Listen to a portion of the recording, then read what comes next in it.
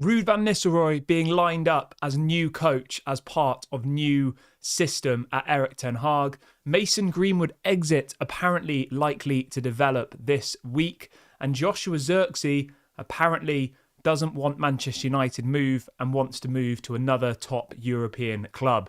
These are some of the stories we will be discussing on this morning's live show. But before we get into that, please do me a small favour. Smash a like on today's video. Let's try and see 200 likes on this morning's show. And if this is your first time watching, please do subscribe to the channel. YouTube has told me that only 50% of people who watch these videos are actually subscribed. So if you're one of those people who isn't subscribed, please do get involved. We're live every single day for all of your latest Manchester United transfer news and talk. Right, let's start on some outgoings then, shall we, really quickly, because we have had a bit of an update on Aaron Wan-Bissaka.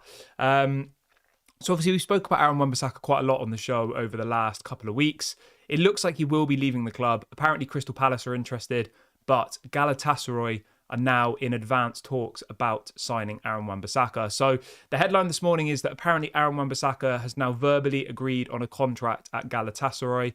It says Manchester United are asking for £15 million for the right back, but Galatasaray are trying to reduce the fee down to £10 million. It says that further talks are set to take place between the two clubs this week. Now, what I want to say from the off here is £10 million for Aaron Wan-Bissaka is an absolute joke. I'm sorry. Even 15 million's a joke. He's only 26. It's really frustrating. Why are we so bad at selling players? I know that, Manchester United players are on higher wages than what they'd maybe get at other clubs. Is it because of that? But I don't really feel like that's the case with Aaron Wan-Bissaka. He's on £90,000 a week, right, at Manchester United, which is one of the lower wages. Whereas if you look at Galatasaray, right?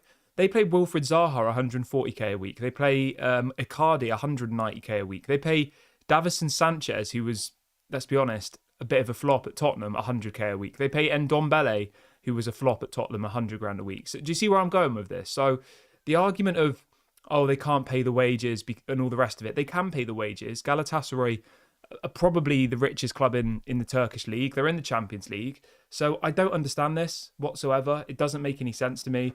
If we sell him for 10 million, I think that's honestly an absolute embarrassment. It really is. I would rather keep him than sell him for 10 million, because you can't buy a replacement for Aaron Wan-Bissaka for 10 million pounds. It just doesn't exist. So yeah, I don't know. I don't know what to think about this one, to be honest. 15 million, I'm sorry, it's pocket change in the grand scheme of things for football, isn't it? He should be at least 20, 25 million, I think. And being honest, I think he should be even more than that. Because, again, name me a right back that you can sign for 20 million who's better than Aaron Wan-Bissaka. I can't think of any off the top of my head. I mean, people are going to say Jeremy Frimpong, aren't they? His release clause is 35 million. So, say we sold Wan-Bissaka for 15 million. We're still £20 million short of being able to even buy Jeremy Frimpong. And loads of people are going to come in the comment section and say, Frimpong can't defend, Frimpong this, Frimpong that. And I get all of that. So it's like you're going from Wan-Bissaka, who has faults in his game. He's not great going forward, but he's good defensively. You're then going to have to spend 20 more million to go and buy someone like Jeremy Frimpong, who's great going forward, but not very good defensively. So it's like, it doesn't solve the problem, does it? You're getting rid of one player who's not good at one thing and then bringing in another player who's not good at one thing, but having to pay 3 times the amount of money as what you're receiving. So yeah, I don't really know what to think about this one, other than that I think it's an absolute embarrassment.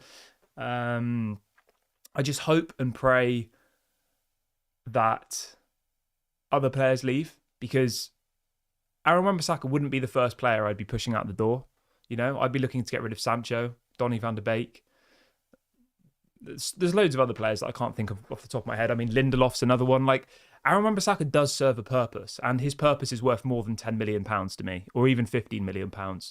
I think even at 25 million, you'd be a little bit disappointed, considering we paid 45 million for him not even that long ago. What, 3 or 4 seasons ago was it? Let's have a look. Yeah, we paid 55 million for him 5 years ago at the age of 21.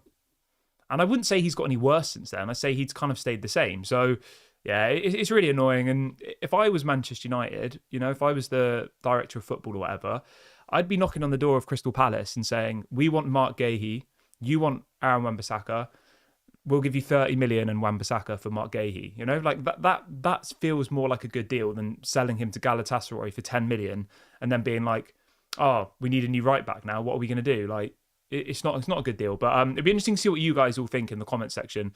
Obviously, I'm always interested to see what other Man United fans have to say. So make sure you get in the comment section and let me know as well, how much do you think Aaron Wan-Bissaka is worth? What do you think would be a fair fee for him? Let me know in the comment section below. Okay, let's move on to Mason Greenwood then, shall we? Because Fabrizio Romano has been talking on his latest podcast, and Fabrizio is saying the following. He says, a deal for Mason Greenwood from Manchester United could be struck this week. He says Juventus, Lazio and Napoli are all fighting to sign him. So there's a bidding war going on for Mason Greenwood, which is exactly what we want. I think Lazio had offered 30 million. Juventus had offered 30 million. Man United are asking for something more around 40 to 45 million, which I think is probably fair. There is obviously potential of a swap deal. Juventus have apparently put forward the option of Federico Chiesa. Very, very good player. Plays in the same position. I personally wouldn't do that because I don't want players coming to Manchester United who don't want to come to Manchester United. I don't think Chiesa will want to come to Manchester United, being completely honest. I think, you know, I mean, maybe I'm wrong. This is just me assuming it, but like, I don't know. I just feel like Chiesa feels more like a player who will stay in Serie A for his whole career. You know, obviously he's Italian. He's never played outside of Serie A. Like, why would he want to come to Manchester United? You know, like, and being used as a make weight in a deal for a swap deal, I just always think that it never really works out that well because the players always feel a little bit undervalued, a bit disrespected, you know, that they're being pushed out of the club in a swap deal. It's not like Man United have said, our number one target this summer is Chiesa. We'll do anything to get him. And then Juventus say, oh, okay, actually, we quite like Mason Greenwood. Like, that's not the case. Juventus don't have the money and are effectively trying to offload players that they don't want in exchange for a player they want. And how will that then make Chiesa feel? You know, he comes to Manchester United, he probably gets crazy wages, and I personally don't think it will work. But he is one of the names we're linked to, and obviously this is a news show, so I'm going to bring that to you. He only has 1 year left of his contract as well, Chiesa, so that's why we're being linked to him effectively, because apparently he doesn't want to sign a new contract. AC Milan are also interested. He only signed for Juventus 2 seasons ago, so he's not actually been there for that long. For 44 million euros. So, yeah. Would I swap the two players? Yes. Do I think it will probably work? I don't think so. So I would probably steer clear of that one. But let me know in the comment section. Would you like to see a swap deal involving Fred? Sorry, not Fred. I'm reading the comment section. Involving Chiesa and Mason Greenwood. Let me know what you think in the comment section. Everyone who's just joined the video, if you could do me a small favour and smash a like. Let's try and see 200 likes on this morning's show. And if this is your first time watching, please do make sure to subscribe to the channel. We are very, very close to 34,000 subscribers now. So if everybody who's watching the show today can please subscribe, we will hit 34,000, I think, in the next couple of days, which would be amazing. So please go and do that right now if you haven't already. And make sure to let me know in the comment section about Mason Greenwood / swap deal for Chiesa. Okay, let's talk about Ruud van Nistelrooy then, because this really, really excited me yesterday. Again, this is being reported by Fabrizio Romano. We did speak about this on the show a couple of weeks ago because there was murmurs that this could happen. But the headline is that apparently Ruud van Nistelrooy has been approached to be part of Erik ten Hag's new coaching staff at Manchester United. Fabrizio goes on to say that Ruud van Nistelrooy has also been approached by Burnley to become the new manager. I would love to see Ruud van Nistelrooy back at Manchester United. I really, really would. And obviously he's not, you know, he's not going to be a player, obviously. He's not a player anymore. He's a coach, isn't he? But, you know, I think he'd be great. I really, really do. And I have heard some murmurs that apparently Ineos are trying to shake up the coaching staff. They're trying to bring in new people because at the moment it's very much like Steve McLaren, Mitchell van der Gaag, the assistant, and Benny McCarthy. I think all of their contracts have expired. And Ineos are apparently reluctant to give them new contracts and they want to bring in their own people. I think it would be really, really good to bring in Ruud van Nistelrooy. And he has got experience. He was the assistant manager at the Netherlands. And then he's worked all the way up through the systems at PSV. So he was the under-18s manager, then the under-21s manager, and then the full-time manager in 2022-23. So he has the experience. He's a very young coach. I think the football I've seen in a Ruud van Nistelrooy side is very, very good. So yeah, I would be really, really excited if this happened. And I think it would show a massive sign of intent from Ineos if they kind of changed up the coaching staff and brought in their own people, and really focused on, changing things. But yeah, let me know what you guys think. Ruud van Nistelrooy to become a coach at Manchester United. Do you like that?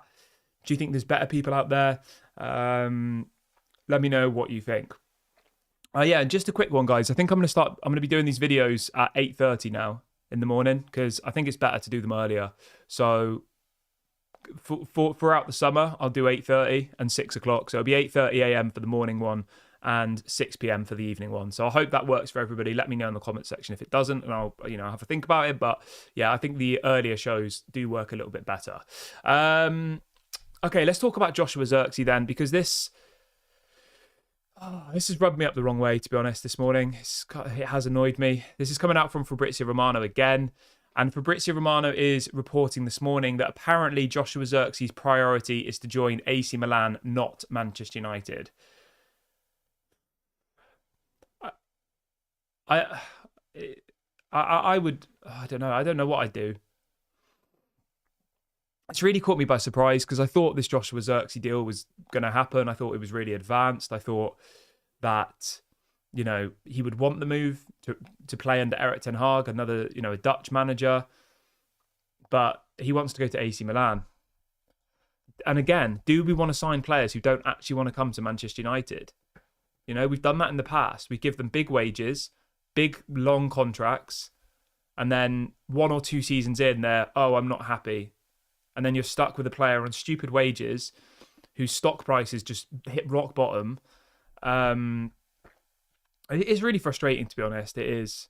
But I think if he doesn't want to come to Manchester United, then we just don't go for him. I know that sounds a little bit simplistic, but if he wants to go to AC Milan, then it's really the job of his agent to get him to AC Milan, really, isn't it?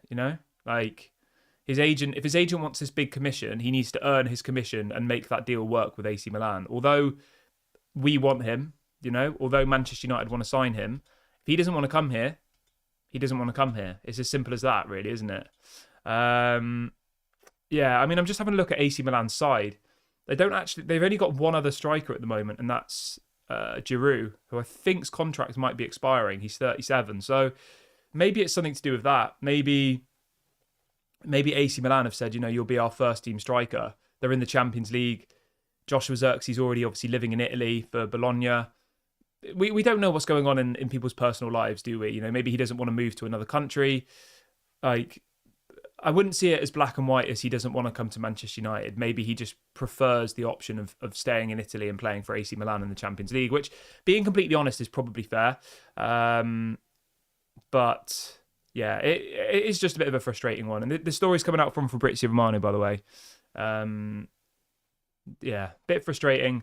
We'll wait and see what happens. I mean, effectively, the thing we have to remember is if AC Milan don't want to pay his release clause, the agent commission, then he can't go there anyway. So maybe he will want to come to Manchester United if that's his only option. But the point I'm trying to make here is, if his priority is AC Milan and he knows that Manchester United want him, then do we still want to go and do that deal? That's the question I have for you. Do we want to sign a player who we know doesn't actually want to come to Manchester United? He wants to go to AC Milan. Is that somebody you want to bring into the squad? Like Rasmus Højlund, for example, rejected PSG to come to Manchester United. There were other clubs trying to sign Rasmus Højlund last summer, and he said, I only want to go to Manchester United.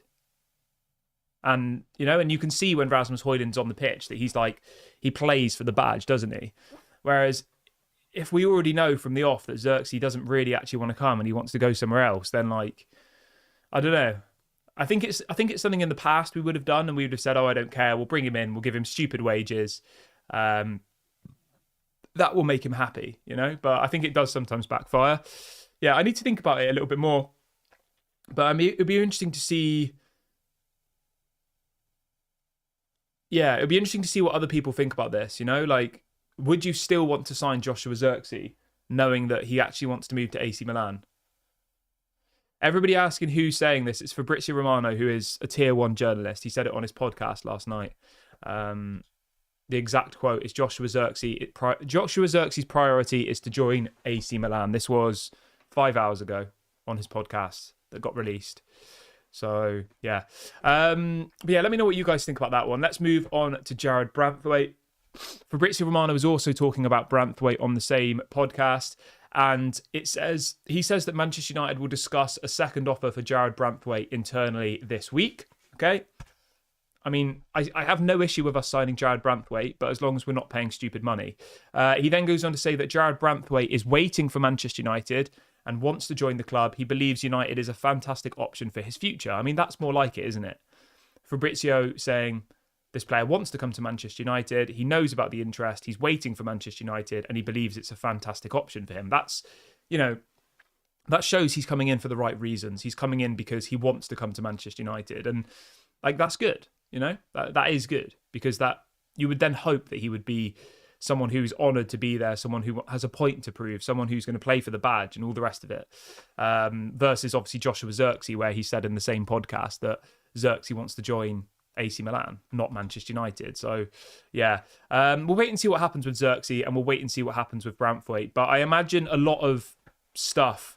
I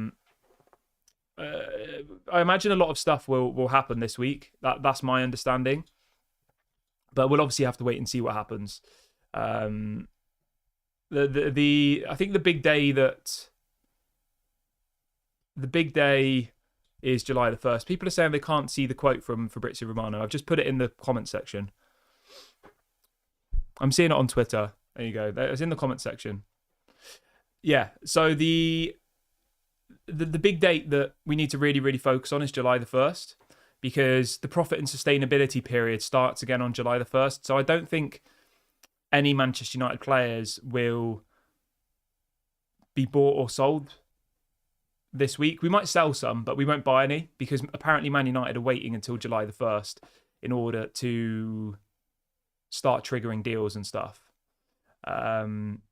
And one of those deals as well I wanted to bring into the show is Adrien Rabiot. This is being reported this morning by a couple of different outlets that apparently Eric Ten Hag has made Adrien Rabiot his priority midfield target for this summer. Now, what does everybody think about that? Would you like to see Adrien Rabiot at Manchester United? I think he'd be a good signing. I do. I think... I know his age is a little... his age profile is maybe a bit questionable. He's 29. But he's starting in the Euros for France ahead of Camavinga, ahead of Tchouaméni. He's clearly a good player, and he's available for nothing. He's a free agent. I think he would be a really, really good addition to the squad. So yeah, I would sign Adrien Rabiot. I think it's a no-brainer. I really, really do. I mean, the only kind of question mark for me would be his wages. I know that last summer we tried to sign him, but his wages were reportedly crazy. He's on about 150k a week at Juventus at the moment. He's obviously going to want more than that. I think if he was on around 200k a week, I wouldn't have much of an issue with it, being honest. I think he probably is a 200k a week player. Somebody who's starting every single week. Someone who's starting every single week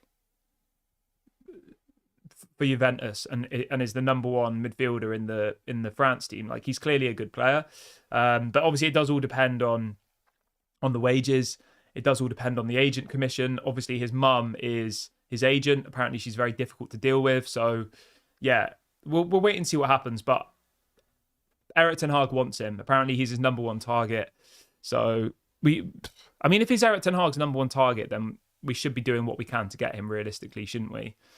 Manchester United clearly like Adrien Rabiot, so they should go for him. But I've got a little poll running as well, which I wanted to ask you guys about. And the question I have for this is, if Manchester United don't sign Joshua Zirkzee, who should they sign instead? So I've given you three options: Jonathan David, Ivan Toney, and Maximilian Bayer. I've given three realistic options of people who are actually linked to. I'm not going to put in Osimhen because we're not going to get them.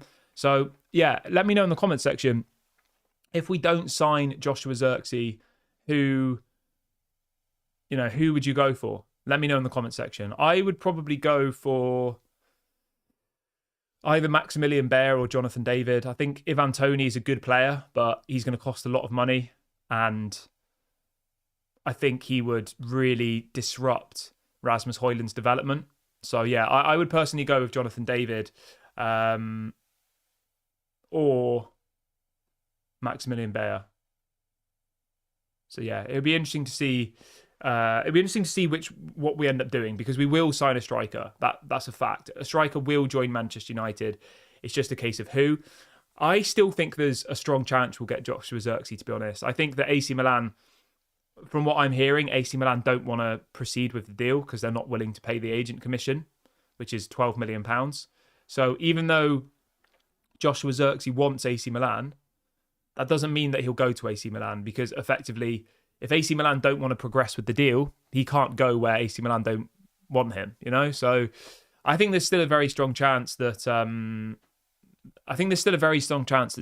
would end up at Manchester United. But the point I was trying to make in this conversation was, do you still go for a player who you know wanted to go to a different club? His priority wasn't to come to Manchester United. The exact quote from Fabrizio was, Joshua Zirkzee's priority is to move to AC Milan. Like, that was the quote. And obviously he knows about the interest from Manchester United. And do you still go ahead with that? That's the question. But I'm going to wrap the video up here, guys. I will be back live at 6 o'clock. If anything breaks during the day, I will go live as well. I hope everyone has a lovely day. Enjoy your Mondays. Please do smash a like on the video on your way out. Please do subscribe to the channel if you're new. We're very, very close to 24,000 subscribers. So please go and subscribe. Let's try and hit that in the next kind of 24 hours or so. Have a lovely day, everybody. I'll speak to you all at 6 o'clock. And yeah, enjoy your Mondays.